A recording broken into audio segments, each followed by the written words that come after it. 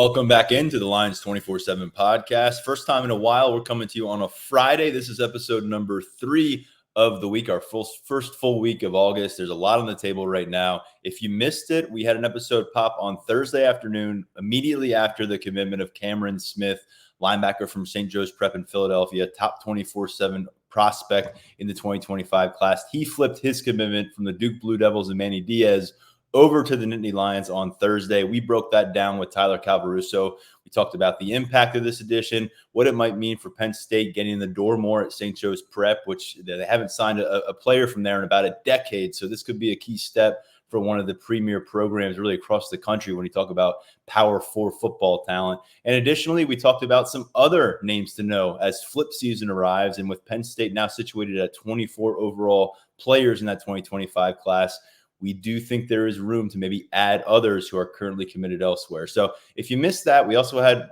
12 solid minutes with Devon J. Thomas, senior defensive tackle, tacked on at the end of that episode. So a lot coming your way from Devon, from Tyler Calvaruso. We haven't come with 3 episodes in a week in a while, so I wanted to make sure that one wasn't kind of swept under the rug. Make sure you catch out episode from Thursday. If you tuned into episode number 1 this week, back on Monday, it was a big one. It was coming out of Penn State preseason media day, and Daniel Gallen joined me for that one, and he joins me again now here on the Lions 24/7 podcast because once again, we're fresh out of a Penn State preseason event, which is going to give us a little more intel and perspective on how things are shaping up. Now, 3 weeks from tomorrow is kickoff down in Morgantown. It's happening fast. And Daniel, you and I, Mark Brennan, Grace Brennan, our Lions 24/7 coverage team, were out on the practice field in Holuba Hall and outside yesterday as Penn State had their 7th practice session of preseason camp, working their way toward that West Virginia matchup. Not only did we get to see 15, 20 minutes of practice action, but we got to hear from James Franklin, defensive coordinator Tom Allen, a couple different team veterans. And so the table is really set for us to dive in. And this is going to be kind of standard operating procedure for us the rest of the way, week in, week out. We're going to be bringing more content. We're going to have a lot of interviews along the way. And we're kind of full system go right now at Lions 24/7 and here on the podcast. Yeah, I think you made the comment after we got out of practice last night where it's like, this is it till December.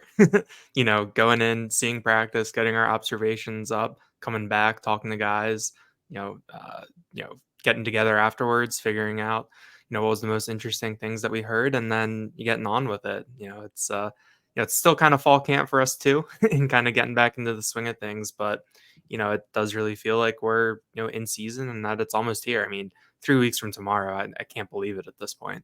Yeah, which means you have really 2 weeks of preseason camp. Then you've got a week of West Virginia tune up. And then all of a sudden you're sliding into the next game week and on and on and on it goes all the way through Thanksgiving and beyond.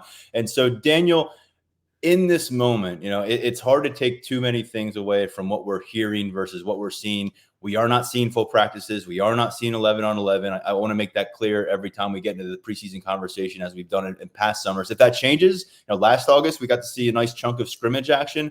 That was a different look. If that happens, we'll bring you that commentary. But right now, we're basing a lot off what we're hearing from within program facilities and just what we're able to see during these 20 minutes of drill work and some positional work and special teams action.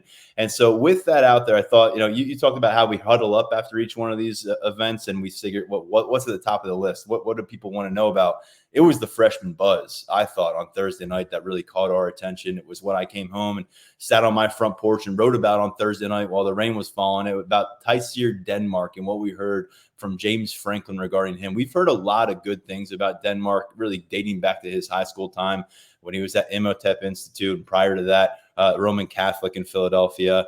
And it's no surprise that he showed up here ready to work. I compared, I think, about a month or so ago when we brought him up and rolling, compared his skill set at that stage and kind of to where I thought Jahan Dotson was coming to campus. And he wasn't the most physically impressive wide receiver in his class back in 18. He wasn't the guy that a lot of people circled as making an instant impact, but he came through. He found a role in that rotation. He ends up being an All-American by the end of his career. But it's few and far between, Daniel, where Penn State really gives a high-volume workload to a freshman wide receiver. 2018, Jahan Dotson worked his way into that kind of a spot. 2020, with the COVID as a backdrop, you had two guys step up as starters for you in Keandre Lambert-Smith and Parker Washington during their first year on campus. It looked like Omari Evans might be part of that conversation in 2022 with that early work against Purdue, but he never really got that consistently high volume over the course of his freshman year, although he did burn redshirt. And now here we are, with the door wide open for everybody in that room to make a move. Nobody except Harrison Wallace has even surpassed 300 yards in a Nittany Lions uniform to this point.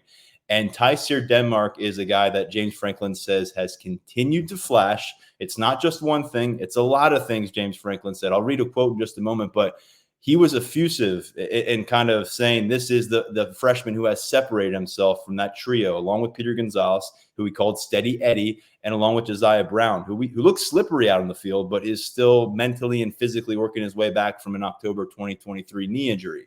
And so, Daniel, to have this on the public record now from the head coach at Penn State about Tysier Denmark being someone who's in position to really make a difference for this offense down the road here, maybe sooner rather than later, this is a far cry from what we were hearing about the receivers last year, this time, when it was Keandre Lambert-Smith and Harrison Wallace are guys that we know about. Everybody else, I'm not really going to get into in any kind of detail. I threw up the question to start our press conference yesterday. Tell me about the three wide receivers, and he certainly did. When we did that exercise where we picked the newcomers that we thought would make the biggest impacts, I was pretty low on the wide receivers, and it was definitely a kind of believe it when I see it type of thing, and wanting to get to Saturdays and see it, and I kind of expected that in terms of talking about them, that James Franklin would probably kind of be how he usually is with some of these things, where kind of cautious, it goes with kind of his philosophy, or under promise, over deliver in certain respects. And I thought that that's kind of what we would kind of get this fall with some of these newcomers. And to hear James Franklin be that effusive with his praise for Tysier Denmark, that really, really caught my attention, because I don't think James Franklin would say that publicly if it wasn't true.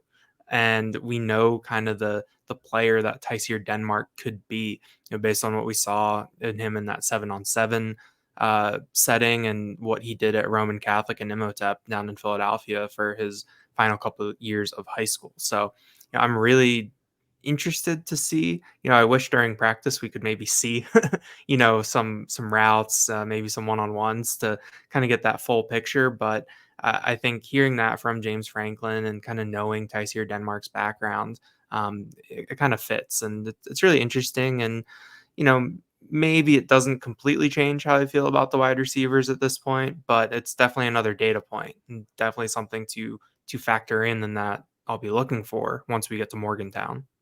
And now, 2 weeks ago, I asked James about those three freshman receivers. We were out in Indianapolis on the field in the Colts Stadium. And at that point, well, he actually did mention the buzz around Tysier Denmark, but he stopped himself before going too far down the road with anybody and saying, let me see them on the practice field.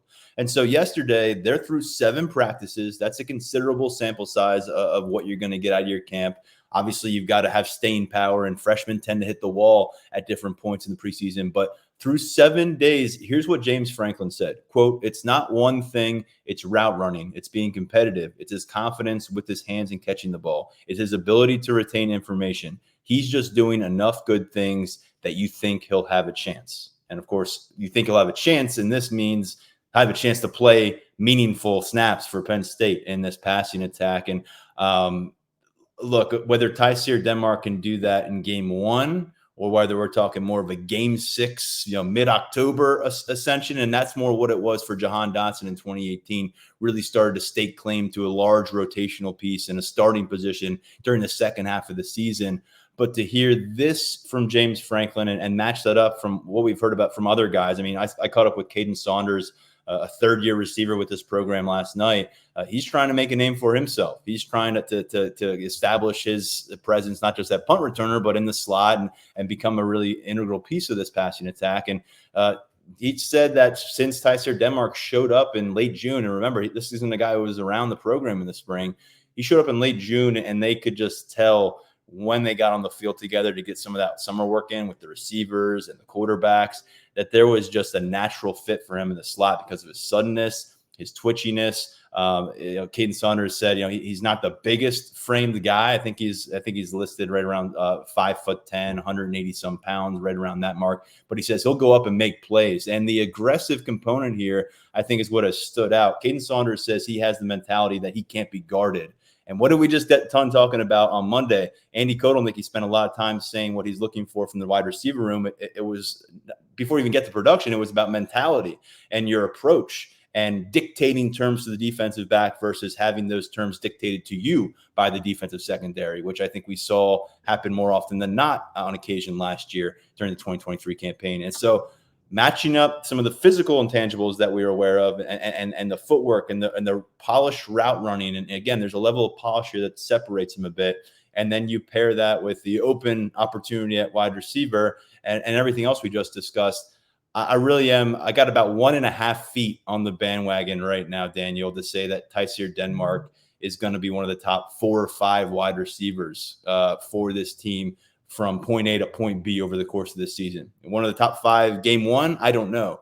But I think cumulatively now, if he's able to stay available, if he's able to maintain this path, I'm getting more situated on that Tysier Denmark bandwagon and saying that he could be someone who, kind of elbows aside a lot of these other names that we've discussed. And, are they going to step up? He got to campus 6 weeks ago and people can't stop talking about him. Yeah, a lot gets made over the, enrolling early, getting the jump start. But Penn State has had these guys that they're putting together a really good track record of, guys who get here in the summer and can have that opportunity. And I think Tysier Denmark is just kind of the latest. You think about 2 years ago, Abdul Carter and Drew Shelton were both summer enrollees. And, we saw what they did as true freshmen. So, I think that this wide receiver room, there are so many opportunities out there. I think even if you do pencil in, Trey Wallace and Julian Fleming and, maybe Liam Clifford and Kaden Saunders as your top 4, there's still, none of those guys has that kind of, alpha track record. So, there's a door open there. So, we'll see. I mean, I think that, you think about when those freshmen were on the field in 2022, like Omari Evans, it was kind of I think they said that Evans was the tap guy, where if Mitchell Tinsley needed to get off the field for a play or two, that's what Omari Evans's role was. Will Tysier Denmark be in that role to start off? And then does that grow from there? That's kind of what I'll be interested to see. But, it does kind of also change the calculus a little bit where, does this mean that Liam Clifford can move to the outside? Where are guys spending time on the outside in the slot? All of that, all of those different things. But, I think that Denmark, I thought the feedback from Saunders was really interesting on him, and kind of the impression that he made, because you look a little bit, at the body types, at the positions, and you see some similarities there. But, that mindset, I think, really stands out, from Saunders, from Denmark, and kind of going from there. There's a story up at Lions 24/7 about this. It'll be a topic that we revisit, I'd imagine, here as the month of August continues. But the other freshman we've got to get to here is Cooper Cousins. And at this point, it should be no surprise that he is somebody who is creating a stir here in State College. He's got a big personality. And we've been telling you since we saw him as a high school junior that he was going to show up here and be ready to knock down some defensive linemen and to make his case for early consideration. And now we're a couple months removed from Phil Troutwine, the offensive line coach, telling me that he believes Cooper Cousins is probably the most impressive freshman he's encountered as an offensive line coach at the college level. I brought that quote to a couple different Penn State players, including Tyler Warren, and they think it was a very fair statement that was made by Phil Troutwine. And so now that we get into another camp, he's got spring under his belt. He's got a really strong summer under his belt. And through this first, 10 days or so of preseason camp, James Franklin is now saying it's going to be hard to keep him off the field. Now, the second part of that question, which we'll get to in a second, is, well, who's coming off the field to make room for Cooper Cousins? But the main thing here is that I said that James Franklin was effusive in his praise of Tysier Denmark. It really didn't even touch where he went with Cooper Cousins, which was funny because, Daniel, he led off the answer about, well, Cooper Cousins, what's the latest? He led it off with, I don't like to say stuff that's going to set crazy expectations, but ... And then he said a lot of stuff that's going to set some pretty crazy expectations for Cooper Cousins. But to this point, seems like someone capable of making it. James Franklin said to us, I could not be more impressed with him really from the beginning. He referenced his low maintenance recruitment process for a high level recruit. He's done that a few times. But when he got into where he is now, he talked about coming out of film study at night, maybe going to the bathroom, going over to his office, 9:45, 9:30 at night. A long day is already in the books. These days start early. And he sees Cooper Cousins out there alone on the outdoor practice fields, working on his pass pro with wearing headphones, just out there by himself, true freshman, getting this done. And he said it's a little weird, to be honest with you, to see something like that. But, quote, he is as driven and committed as a young player I've ever been around. And statements like that, this is a guy who's been on this specific campus for 11 years. He's been a head coach for 13 years now. He's been around the college football. He's been in the NFL. Reminds me of some of the stuff he used to say about like Saquon Barkley when he's saying the best at this I've been around, or like setting the bar, setting a new standard. This is just different. And to hear it about an offensive lineman, so difficult to work your way into real consideration as a freshman in the trenches. And so Cooper Cousins is not only getting, options to play late in blowouts or get involved as a rotational piece, he's being kind of whispered about, not so much whispered now, but discussed as a potential real key component of what they want to do on the Penn State offensive front. Whenever James Franklin prefaces something with I don't want to set crazy expectations, I feel like most of the time we don't get the but, that it's very kind of, that's kind of it. There'll be some equivocating, like I said, under promise, over deliver. But I was kind of surprised when he was teeing up that answer. I didn't think we would get the but from Franklin, but we did. And everything after that was very, very illuminating. I think that we've kind of talked about how at this point, given how long he's been committed to the program, how familiar we are with him from the camp circuit, that Cooper Cousins feels like a veteran to us. That he kind of goes over your head a little bit when you think about a true freshman. And I think that comments like that from Franklin kind of bring you back into what kind of player this is, how special he could be, all of those sorts of things. And so that kind of feedback, I think is really interesting. Drew Shelton had the feedback where he's getting text messages from Cooper Cousins from the facility at 11 o'clock at night, and Drew Shelton's just telling him to go home,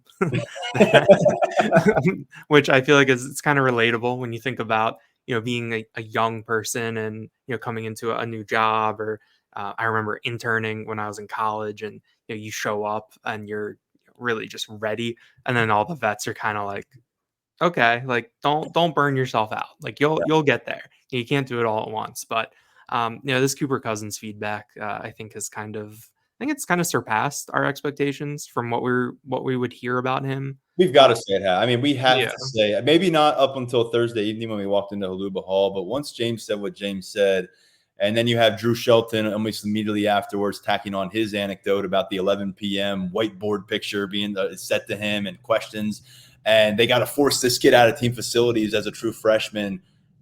I haven't really heard anything like this about a true freshman. And this is my 7th season now covering Penn State. And it was already kind of different because we were talking about Cooper Cousins as an offensive lineman being playable way back in like March. But to hear just these kind of stories, these are usually the stories you hear about a guy when he's like, leaving the program. He's just getting rolling with the program. Yeah, it's really, really interesting, really unique. So, we'll see. I mean, like you said, it's easy to say, oh, you can't keep him off the field. But then when you look at what Penn State has on its offensive line in terms of talent and experience and kind of, where you would or would not want to have a rotation, it's kind of like, oh, like who do we have to take off? Yeah. So what that looks like, I'm really interested to see. But I mean, at this point though, you want all the good players you can get. You want to raise the level of a room as much as you can. And it seems like Cooper Cousins has really, really done that since he got here.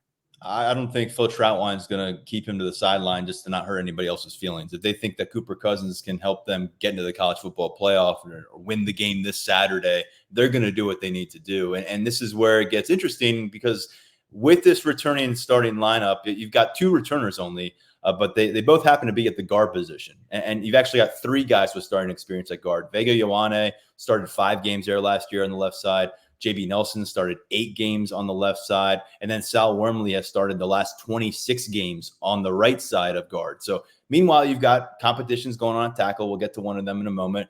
But Nick Dawkins has really solidified himself. We haven't heard anyone say, like, stamp him as a starter. It's locked in. Penn State's not going to put out a depth chart. But I've heard nothing to suggest that Nick Dawkins is going to lose his grip on being the starting center for this team.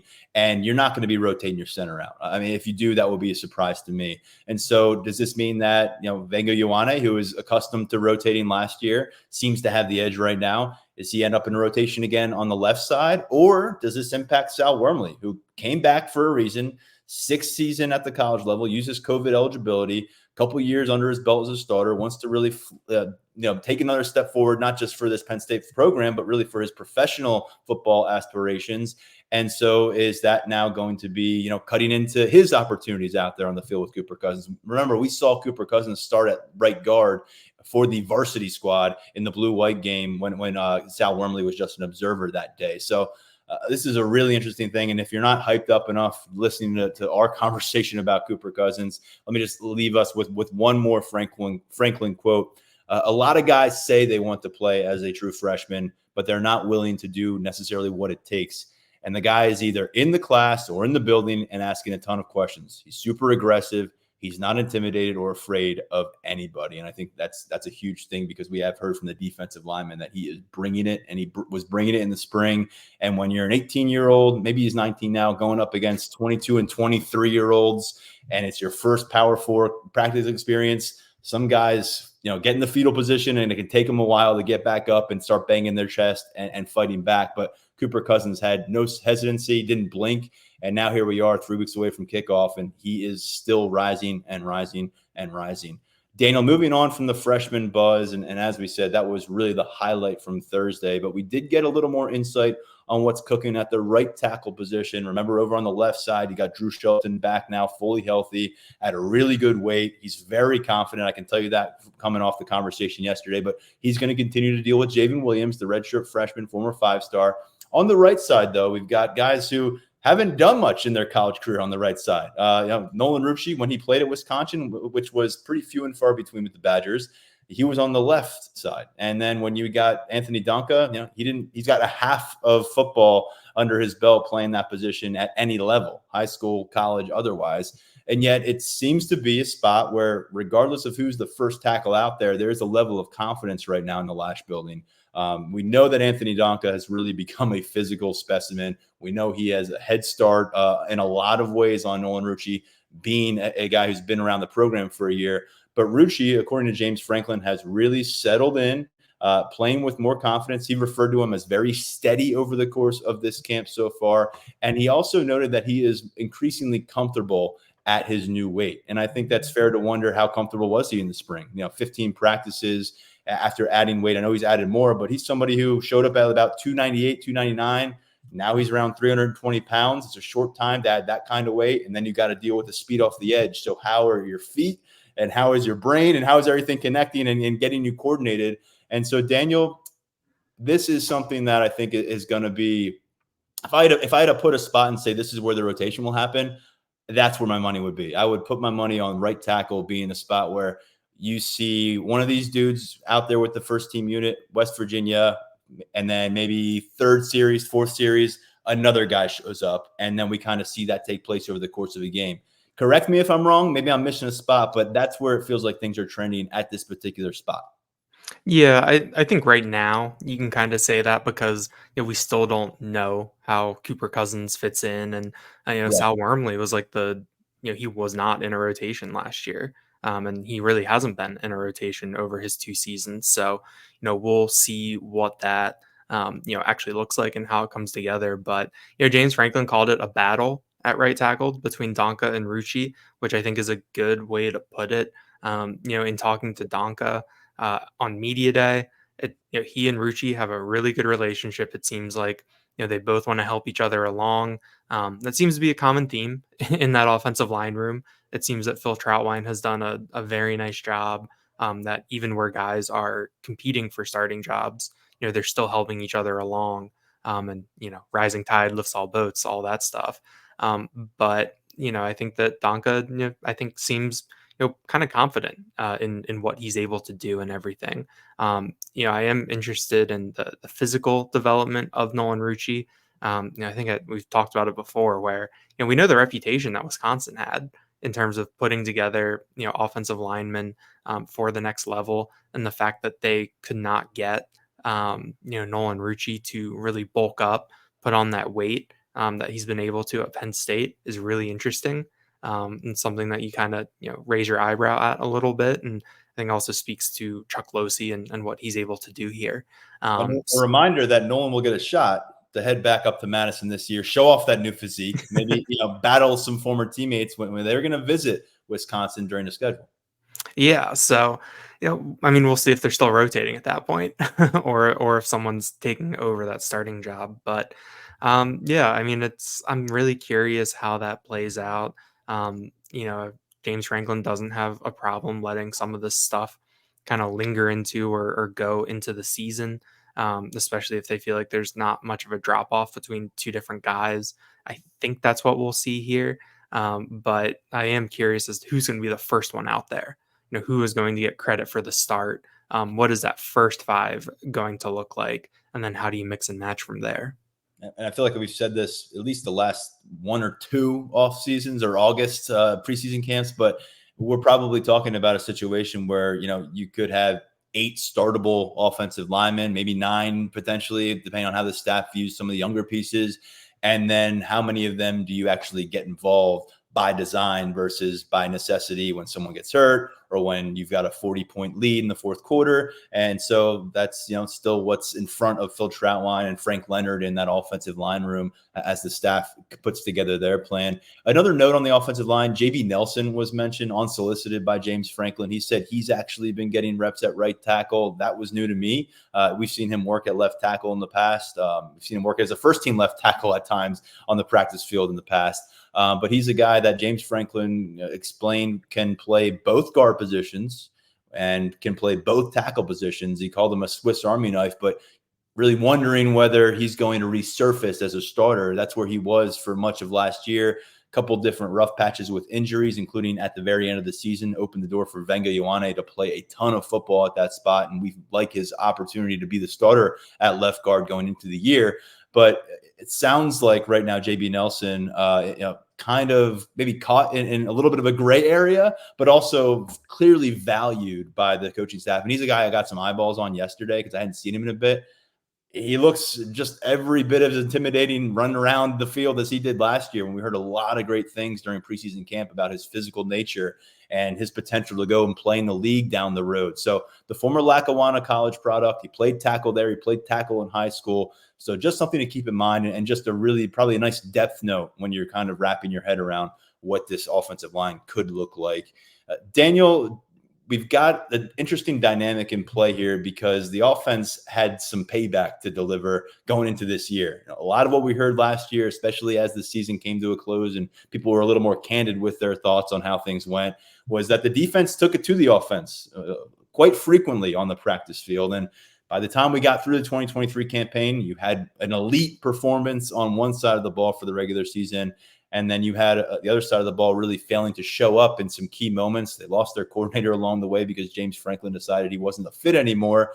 And here we are. We heard a lot in the spring, the fight that Andy Kotelnicki can bring. And we can vouch for that. Andy Kotelnicki is going to be talking out there. He's going to be scrapping out there. He's a fun presence on the practice field. But it's a results-driven business. And James Franklin says as they keep score day to day, period to period, more often than not now, it's ending up as a tie or close to a tie, where he says that was not the case this time last year. And I know the people out there who are drinking out of their glasses and viewing that as half empty maybe are saying, well, this defense is slipping. We lost Manny. The defense isn't holding.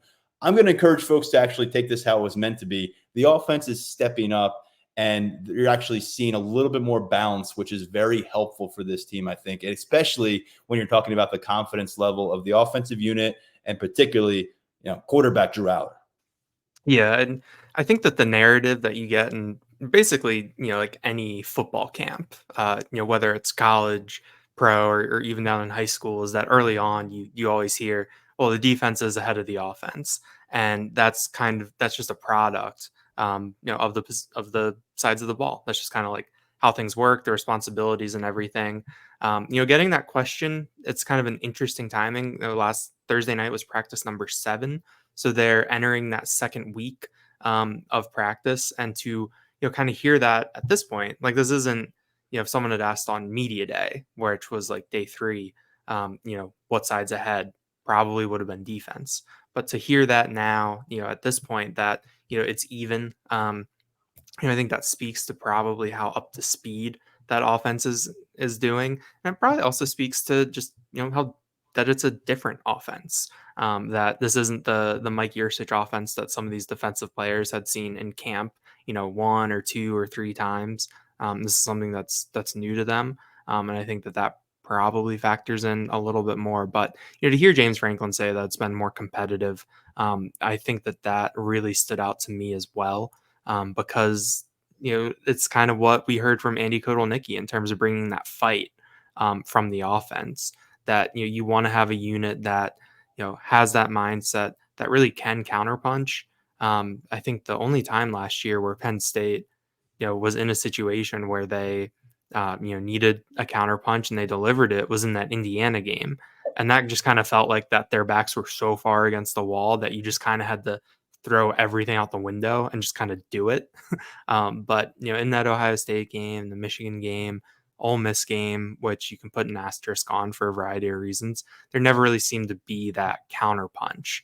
And so I think that if you're having a team that's more competitive in practice, if this is coming down, it's like James Franklin said, to a couple reps either way, that's how he wants it to be every day. But if you have that, I think that's something that can really can be a foundation for a team to build off of as you get into the season.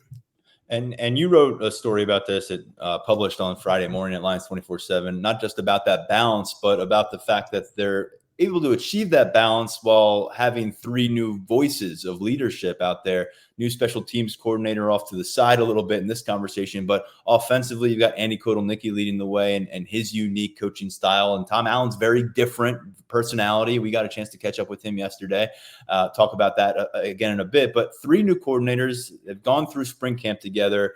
But I think it was really important for James Franklin to reach this stage of the calendar and feel like they weren't working with 3 new coordinators and that they weren't still trying to find the right pieces and find the right mesh as they come up with plans. And he says it doesn't feel like that now. It doesn't seem like they have new coordinators in place.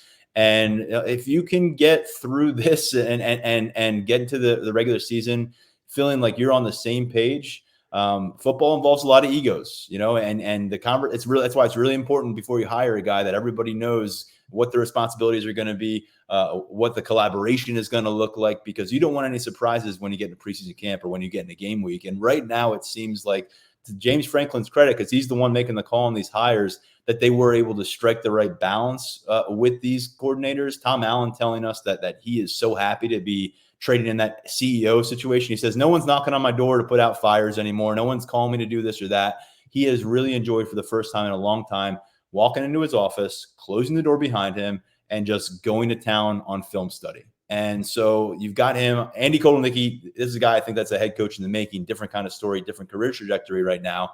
But again, to James Franklin's credit, everything we've heard from players on the record, off the record, from within the Lash building have really illustrated that this team is potentially going to enter the season and not need a few weeks to find its footing, which sometimes that can be the case when you have this wholesale staff change. And it's not like they had to replace a bunch of assistants, but we are talking about the guys at the top of the totem pole with those offensive and defensive staffs.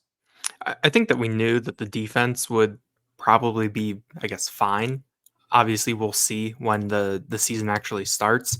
But even going back to when James Franklin had to replace Brent Pry with Manny Diaz, he talked about identifying a candidate who could come in and work with the personnel, that they wouldn't have to reinvent the wheel, that the guys that they had been recruiting for the past however many years would fit. They wouldn't have to transform a bunch of body types, all that stuff to kind of keep things, humming. And I think that showed through. I mean, I thought that defense in 2021 had some really good moments. They had some shutouts in there, I think. And then you saw that continue under Manny Diaz in 22 and 23. And then it was a similar thing with Tom Allen coming in, where they identified someone who runs a similar scheme. We are learning about some of these wrinkles, which I think are really interesting and potentially exciting, like the Lion position. But overall, it's a very similar thing, so that the guys who are in the program already can just kind of continue along with their trajectory and kind of keep things going. Now, I asked KJ Winston, how much did it help him to have the same position coach with Anthony Poindexter coming around? And he said that was really big, for the guys on the back end, that you have Terry Smith, you have Anthony Poindexter, coaching two of the deepest and most talented position groups on the roster. And even with a new defensive coordinator coming in, they had familiar voices that they could get help from, that they could ask, that they could bounce things off of. And Winston said that it really helped them along. So I think defensively, things are set up really nicely. I think on the offensive side, this is probably a bit of a testament to the work that they did in spring and how they attacked that and how the players attacked the summer, so that you get to, because I mean, sometimes I'm guilty of this too, where it's like you get to fall camp and you're kind of like, this is day one, they're starting from scratch. And you kind of, it's like, it's our first look at the 2024 Nittany Lions, where they've had all summer. They had the 15 practices in the spring that we got a glimpse at. There is a OTAs essentially now with like the new rules. They can get out on the field. They can converse on the field. It used to be like if a coach and a player were seen on grass together in the season, you'd have to call the NCAA, but it's not like that now. Yeah, and so you had all these opportunities to build a foundation and to lay the groundwork that you can continue building on now. So I think that, and James Franklin brought that up. He said the rule changes both in terms of what they're allowed to do and then how many people are allowed to be helping with that now. With analysts being able to participate on the field, that really kind of changed things around a little bit and has really helped them. So like I think a lot of people are interested to see what this offense looks like. It seems like we'll find out August 31st. It seems like that'll be our first look at extended 11-on-11 action, the way things are going this month. But I think that the feedback that you see is really positive. Yeah, and Tom Allen said essentially the same thing. He said, we'll see. He said he's trying to find the right balance between what he brought, the things that have worked for him, the things that he trusts, the things that he knows, and also the things that were awaiting him here on campus. And he says that he's trying to make sure that he's going to achieve the right parts of both. He says he's not quite sure what that will look like until they hit the field on August 31st. And then from that point, you've got to figure out, well, what works and what doesn't in game action. Right now, they're trying to see what works and what doesn't on the practice field. And I think Tom Allen was really transparent about understanding he wasn't going to show up to this campus and get to put together a defensive coaching staff. James Franklin made it very, very clear to him during the interview process that they really liked all their assistant coaches, Deion Barnes, and of course, Anthony Poindexter, Terry Smith in the defensive backfield. And Tom Allen specifically pointed to Smith and Poindexter as guys that he, quote, leaned on when he got to campus, trying to figure out what were going to be the right approach for this defense. And, Anthony Poindexter was, of course, an interim defensive coordinator during December. Terry Smith's been around here for 11 years. So, he said that everybody kind of put their ego aside, put Penn State first, put that defense and the defensive roster first, because their ambition is to make sure they utilize this roster in every possible way. That's why we're talking about new positions being filled. We're talking about maybe some new schematics, but at the end of the day, it's about getting your best 11 on the field. It was like that for Brent Pry, for Manny Diaz, and for Tom Allen. And in that regard, it was kind of cool to hear him talk about some of the guys who have maybe, changed their perception within this defense, with the coordinator at least, because Tom Allen, came to campus with knowing who Abdul Carter was. He had a game plan against Abdul Carter last year, but he brought up a few names, Daniel, that he says have popped in person that he wasn't really fully aware of their potential as playmakers, just judging off of film of this team last year. He talked about Tamir Robinson at linebacker, and everyone seems to be talking about Tamir Robinson lately as someone really coming up to the surface in that conversation on the depth chart. Said he's really elevated himself. He said the same thing about Colin Dinkins, who's working at safety, working at the line position, a redshirt sophomore. He reiterated he is in that mix to see time. Really a cool story for a guy who was a walk-on a few years back. Khalil Dinkins, the tight end's little brother, has worked his way into being one of the top speedsters on this team, and he's got a lot of size. He spotlighted Dom DeLuca a little bit, in both phases, not just defense, but also special teams. He called him a savvy moxie guy that makes a ton of plays. And if that isn't just the greatest description of Dom DeLuca I've ever heard.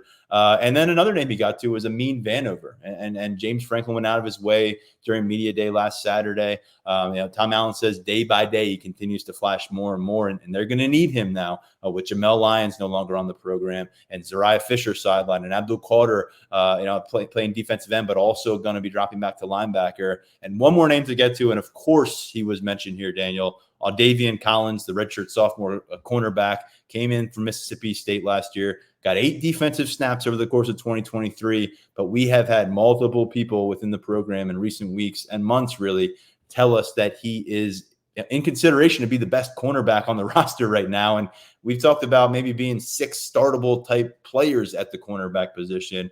And so I think that what has impressed Tom Allen most is the way that Collins has been consistent while navigating through a room that he says that if you have a bad day, you could jeopardize your situation because of how crowded it is and how impressive that group has been since they hit the field in the spring. So any takeaways for you from that list of names that Tom Allen has really said, these guys are a little bit different than what I thought I might be getting here at Penn State? Yeah, I thought that was a cool framing for that question, especially when you think about the history that Tom Allen has with facing Penn State over the past couple of years when he was at Indiana. But I think too that kind of gives you some on the record validation of guys that we've heard things about. I mean, Tamir Robinson has been brought up by Franklin before. And Davian Collins has been brought up by pretty much every single one of his teammates, I think. But when you're hearing it from the coach on that side of the ball, that kind of allows you to take some of the things that were maybe written in pencil or some of those thoughts and maybe put it in pen, put it in Sharpie a little bit more, because you're hearing that from Tom Allen, who's working with these guys every day. He's the one who is structuring his defense around these guys. He's going to be involved in picking which of these guys are on the field and for how much time. So yeah, I mean, I think that if we were to pick, maybe if we were to do an off-season all-star team, I think that these guys that Tom Allen brought up, probably would have been in consideration even before. But now, I think that we would put them firmly on. And as we look towards August, 3 weeks away, you can kind of, put together the depth chart in your head a little bit more and kind of see how the pieces might fit together. One of these guys is a little bit different than the others. In my opinion, Daniel, you've got 4 players there in Tamir Robinson, Colin Dinkins, Amin Vanover, and Davian Collins that it's all been stock up. These guys are on the rise. Even, it's year 5 for Amin Vanover. Some of these guys are later in their career, but the arrow's pointing upward. I think a lot of folks probably hear Dom DeLuca and think he is what he is. We know what he is. He's a redshirt junior. He's got 2 more years of eligibility. And I need to remind myself of 2 August ago, Manny Diaz told us, a small group of reporters, that Dom DeLuca was going to be a legitimate factor in the linebacker conversation. And I think some people, quite frankly, didn't even really realize who he was at that point. He was a redshirt freshman walk-on, probably figured he would be fodder on the practice field, a special teams contributor. Well, here he is, a year of being a special teams captain under his belt, played a ton last year as a 2-deep guy. And he's just somebody that I'm trying to even remind myself, don't act like you've got Dom figured out. This is a guy who is fiery as hell. I think people think, the cool underdog story. He's got a lot of confidence in himself, and he's got a lot of confidence in his stature within this program right now.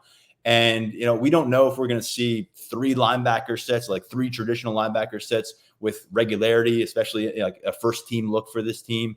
But Dom DeLuca is somebody that I think we're all probably still sleeping on in some way, shape, or form. And to hear this from Tom Allen, when you get that moniker from the coaching staff, and now it's multiple defensive coordinators saying it, this guy just makes plays. like then that's just who you are. Like that's not just a perspective or something that someone's witnessing. Like that's starting to be your reputation. And so Dom DeLuca, I think that if you think his ceiling has been hit, I would reconsider it.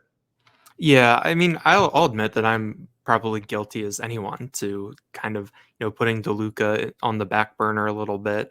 As we look at this linebacker core, I mean, I think that part of it is the idea that it feels like we won't see as much of that traditional Sam linebacker as we saw, under Manny Diaz and Brent Pry, and that's where DeLuca fit in. And then you look at the gains that someone like Tony Rojas and Kobe King have made in the weight room. Like those are two really big dudes that seems like we'll be playing in the box a decent amount. And we know that DeLuca is a hard-nosed player. I think he came up in run support and had the big stop at Ohio State last year. I believe he was involved in a goal line stand there. He's not afraid to mix it up, but he's not necessarily what you think of as that box linebacker. And so, I do think that we all had high expectations for Kavion Keys this year and what he could add. He's not part of the equation anymore. And I think that you look to someone like DeLuca to be able to step up and just add something to that linebacker group. What that looks like, how exactly that works out. I'm not sure. Yeah, I think that there are some unknowns about this defense. And I think one of the big ones is how does the line position kind of actually function in gameplay? And then, when do you see a third linebacker on? When do you see, that front seven that we're more used to? But I think that having Allen bring up DeLuca like that is a reminder that he is someone who is going to be a factor there. It'll be fun to watch it, and we also have to note, you talked about Keys, obviously no longer with the program, but Keon Wiley is somebody that I think if he was healthy, we'd be sitting here, maybe, probably talking about him being a buzzy guy because he was genuinely, establishing himself as that kind of an ascending figure as a redshirt sophomore earlier this year. Injuries suck, but that's what it is for him. Currently sidelined. James Franklin said he could be back this season, but because of a couple different variables, guys like Tamir Robinson, Dom DeLuca, even Tyler Elsdon, that I know a lot of people have put him on the back burner as a fifth-year senior. They're going to be called upon to play, and they're going to need to play at a high level for this defense not to take a step backward. I'm going to finish with Allen by segueing into your conversation with KJ Winston, because Tom Allen really described KJ Winston. And part of this is you're probably not recruiting a KJ Winston type talent to Indiana the last 7 years, but he said even just preparing for him last year and then seeing him on the field in Beaver Stadium and pregame warmups, and just said from a physical standpoint, from an accountability standpoint, just a guy that is all around buttoned up professional at this level. He said he's not sure he's encountered somebody like this. And that's, been hammered home to him getting to know KJ Winston over the course of 2024. We heard James Franklin go and put a lot of praise in the direction of KJ Winston last night too. So when you've got the head coach doing it and the defensive coordinator doing it and just heaping it on this young man who doesn't really like to talk about himself that much, we heard All-American possibilities about KJ Winston all the way back in his high school recruitment. I mean, are we getting there? It's like, is the stage being set because this coaching staff isn't holding back any of their punches when it comes to their thoughts about what KJ Winston could accomplish? And I'll remind folks, he was among those Nittany Lions who were projected as first-round picks in some of those way too early 2025 mock drafts. Yeah, KJ Winston's buzz this offseason was built kind of through, I think, some I guess more non-traditional means, where it was the PFF ratings, where he was one of the, if not the highest rated safety in the Big Ten. It's the College Football 25 ratings, where he is one of the highest rated players on the Penn State roster. It's the mock drafts where you see him getting some first round buzz. I think that that's kind of a non-traditional route to kind of boost a program in the offseason. But when you hear James Franklin talk about him, when you hear Tom Allen talk about him, and then when you talk to KJ Winston, coupled with what we saw on the field from him last year, you kind of get it, and it starts to snap into focus a little bit more. I've talked about this a lot. I think that he's going to have a huge leadership role on this team this year. He and Tyler Warren were the two guys that were put out front by Penn State at the Peach Bowl when they got there, and then after they lost that game. I think that those are two guys that Penn State put into those positions. And I think that that's, indicative of what they can mean to the team this year. But I think when it comes to on field, KJ Winston is a player, he's not afraid to, go up and run support. He said that that's kind of how he was raised by his dad when he was young, that he was told that, if he's going to play, he has to be physical. He has to be willing to mix it up. He said that Sean Taylor is the player that he models his game after. That's why he wore number 21 early in his Penn State career before switching to number 2 this year. And then physically, he's long, he's fast. He had an interception last year, so there's some ball skills. He really comes together as a very, very nice package at safety, and we know that he's going to play a lot. We saw him, kind of win one of those jobs last year and hold on to it. So, I'm excited to see what KJ Winston can do this fall.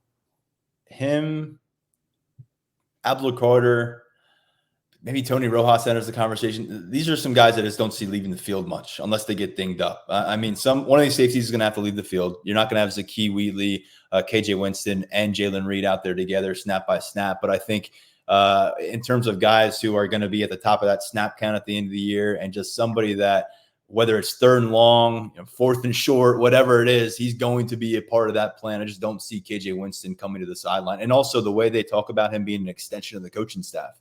It's so great to talk about how individually accomplished he can be and all the physical intangibles that he has. But Daniel, what we hear about this guy is that he's elevating those around him. That's the literal phrasing that Tom Allen brought. So this is a really fun story to monitor. And KJ Winston could be a huge junior season ahead for him. And we started with the wide receiver conversation, jumping in with Tyseer Denmark. Let's wrap up going back to that room that's been under the microscope since this year began, and talk a little bit about Kaden Saunders, just because he is the clear leader right now, punt returner. And in catching up with him yesterday night, he said that confidence that and he said it did mean a lot to him to hear the special teams coordinator, Justin Lustig, put that out publicly, that he is the, quote, clear leader at punt returner. He says that's seeping into the confidence at wide receiver. He's doing a lot less thinking now in year 3. This is 3rd preseason camp. And I know a lot of folks out there are surprised that, now through coming to campus in January 2022, that he hasn't made more of a dent in the offensive plans. And so I think right now, Kaden Saunders has a really quiet confidence about him and what he can do.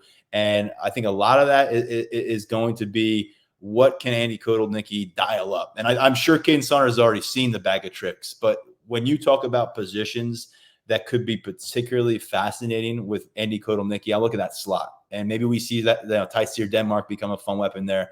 But I think Kaden Saunders is going to be a guy who is going to get a long look there entering the season.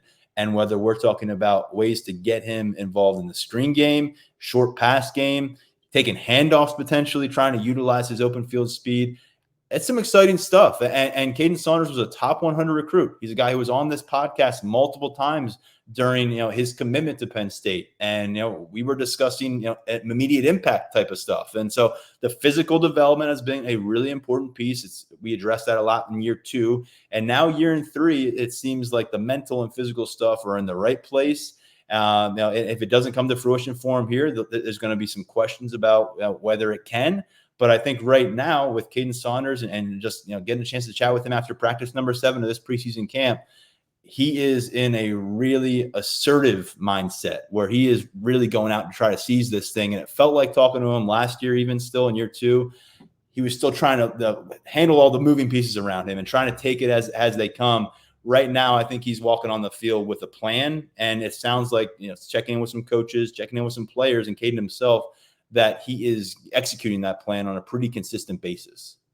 Yeah, I think Saunders is one of those guys that when you talk about there's not a lot. Sometimes there's not instant gratification with recruits, and I think that when he came in, I think a lot of us were expecting to see something out of him because what that resume was for him coming out of college. Top 100 recruit, first commit in the class in July 2020.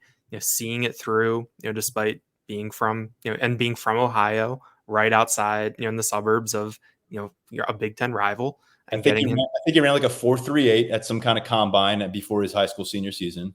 Yeah, and so you were very excited about what he could be. You had high hopes, and I remember talking to Trey Wallace before last season and kind of running down the depth chart with him, and that was what Wallace, kept kind of returning to. I think I asked him about Saunders and some of the other wide receivers from that class, and he just said that things happen at different times for different guys. And I think that it's something that in this kind of modern college football age, we might not see as much of anymore because of portal, player movement, all that stuff. But I think that Saunders is in a very nice position to kind of have his feet under him, know what he's supposed to do. I think this offensive change is really going to benefit him when you talk about everything that Penn State is trying to do to distort defenses. Distort is the word that's come up a lot. And so we'll see what this looks like for him. But I think that, we talked about it in the spring. I think that he's someone where it's very stock up. The arrow is really pointed up for him. And he has a long-term built-in relationship with Drew Aller. These guys lived together earlier in their college careers. They got together as Ohio residents a couple times during their respective high school careers at the end, played catch a little bit. And so there is a lot of rapport between those two. That's a good thing to have with your starting quarterback. And we'll see what it looks like. But the launch pad is there for Kaden Saunders. It felt like last year he was getting there. And then whether it was a fault of his own or whether it was one of the number of issues that Mike Yursich ran across last year, kind of the carpet was pulled out from underneath him. It was like the snap counts weren't steady. And then ultimately Daquan Hardy surged and took everybody by storm, won that punt return job. But it seems like we'll see Kaden Saunders as the starting punter, and he's doing his best right now, or trying to make that case to be a starting wide receiver as well. Daniel, anything else to add before we say goodbye? Again, this is episode 3 of the week, kind of exemplifying what we're going to be escalating in the next few weeks. We're going to go to 4 per week when we get into game weeks, as you know, a few during the week and then 1 post-game podcast. But Daniel, we're getting a lot of information. We're trying to churn it out over at Lions 24/7. There's not enough hours in the day when you get to August. Yeah, we're really ramping up right now, just like Penn State is. But no, I mean, I think that we had a lot of information coming out of that, and we're going to be back out on the practice field in just a couple more days. So we're going to have even more to come. But it's really exciting, and I think that we're starting to have things come into focus a little bit more. Yeah, 3 weeks shy of Penn State's trip down to Morgantown for a matchup against West Virginia. As Daniel said, we are back on the practice field on Tuesday. We're expecting to see more Penn State football action, get to hear from James Franklin again, perhaps another coordinator, certainly some players. So we'll be back with at least a couple more episodes next week to break down the latest on what we're hearing, what we're seeing from Penn State, and of course, whatever's happening in the recruiting world for the Nittany Lions. Tyler Calvaruso will hop back on to join us again. If you missed our Thursday episode that we snuck in this week, Devon J. Thomas, senior defensive tackle, interview with him about this upcoming season. He talked about a lot of the rising talent on this roster. And then Tyler Calvaruso joined me to break down Cameron Smith joining this class, flipping from Duke. Great colleagues at Lions 24/7. Happy to do it with you, Daniel. Thanks for joining the podcast again. Thanks, Tyler. That's going to wrap up this week's coverage at Lions247.com here on the podcast. Of course, the site never sleeps. Go over there. We have a bunch going on. A story on Tyseer Denmark that I have up late on Thursday night. Daniel has a story on this offense-defense balancing act that's going on during preseason camp. And we have our What We're Hearing thread that is live and being updated constantly as we are adding a bunch of notes, quotes, and context. Whatever's coming our way from the Lash building and from the practice field, we're going to bring to our subscribers. And right now, 30% off gets you in the door for a complete preseason coverage and in through this 2024 campaign at Lions247.com. On behalf of Daniel Gallen, Tyler Calvaruso, Mark Brennan, and our entire team at Lions 24/7, I'm Tyler Donahue. We'll talk to you real soon right here on the Lions 24/7 podcast.